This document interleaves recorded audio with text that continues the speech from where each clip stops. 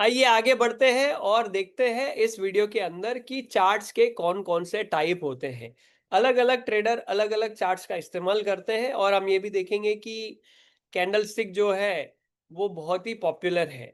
सबसे पहले आपको मैं ये दिखाने का प्रयास करता हूँ कि कौन-सा चार्ट होता है और वो कैसे दिखाई देता है। जैसे बार चार्ट्स होते हैं, जैसे कैंडलस्टिक चार्ट्स होते हैं, जैसे लाइन चार्ट्स होते हैं।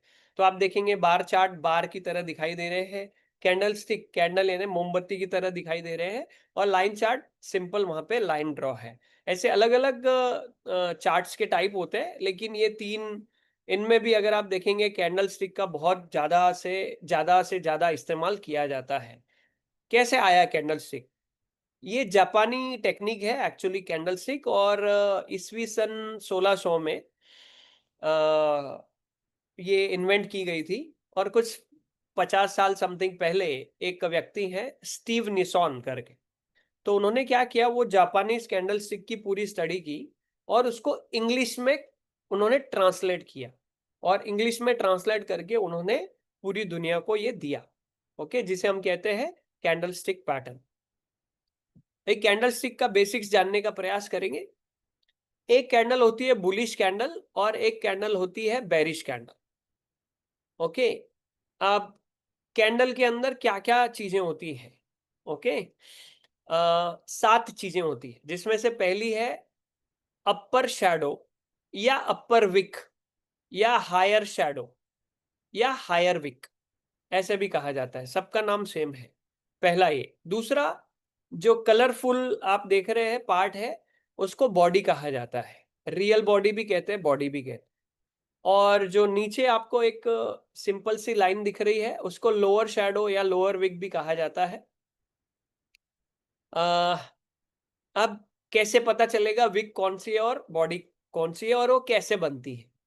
तो अगर आप देखेंगे किसी स्टॉक का प्राइस एक पर्टिकुलर भाव पे, मान लीजिए ये जो ओपन जहां पर लिखा है ये 500 रुपीज पे किसी स्टॉक ओपन हुआ, किसी स्टॉक का प्राइस, और वो दोपहर को 3:30 बजे क्लोज हो गया 540 रुपए पर, 540 रुपीज पर, तो उसको कहते हैं क्लोज प्राइस। और दिन भर में वो 550 रुपए तक गया था, लेकिन क्लोज 550 रुपए पर नहीं हुआ, 550 पर वो नीचे आके 540 पे क्लोज हुआ। तो 540 से 550 के बीच में वो प्राइस ऊपर तो गई थी, तो वहां पर इस तरीके की विक बन जाती है, एक रेखा बन जाती है जिसको हम विक कहते हैं। अब आप देखोगे मोमबत्ती भी ऐसे दिखती है ना, दिया बाती, इसके लिए इसको कैंडलस्टिक पैटर्न भी कहा जाता है। और जैसे ओपन हुआ 500 पर और 490 तक नीचे गया, तो उसको हम कहते हैं उसने लो लगा दिया। 490 से नीचे गया नहीं, लेकिन वो ओपन तो 500 पे हुआ था। तो ये 7 चीजें बहुत ही इंपॉर्टेंट होती है: open, high, low, close, upper shadow, lower shadow और बॉडी।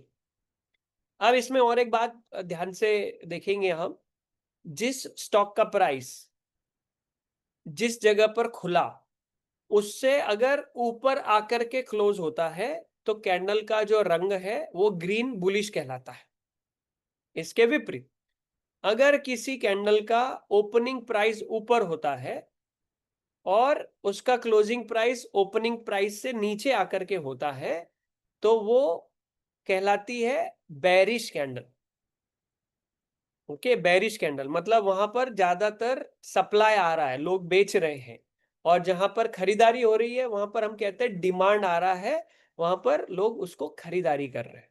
तो कैंडलस्टिक जो है बहुत ही पॉपुलर पैटर्न है, आजकल चल रहा है। आगे जब हम बढ़ेंगे, जब हम स्ट्रैटेजी को सीखेंगे, तब आपको ये पता चलेगा कि इसका उपयोग कैसे किया जाता है। अगले वीडियो में हम ये देखेंगे कि मोमेंटम इंडिकेटर यानी कि रिलेटिव स्ट्रेंथ इंडेक्स, जिसको हम आरएसआई भी कहते हैं, वो क्या होता है। RSI, relative strength index. इस वीडियो को देखने के लिए आपका बहुत बहुत धन्यवाद।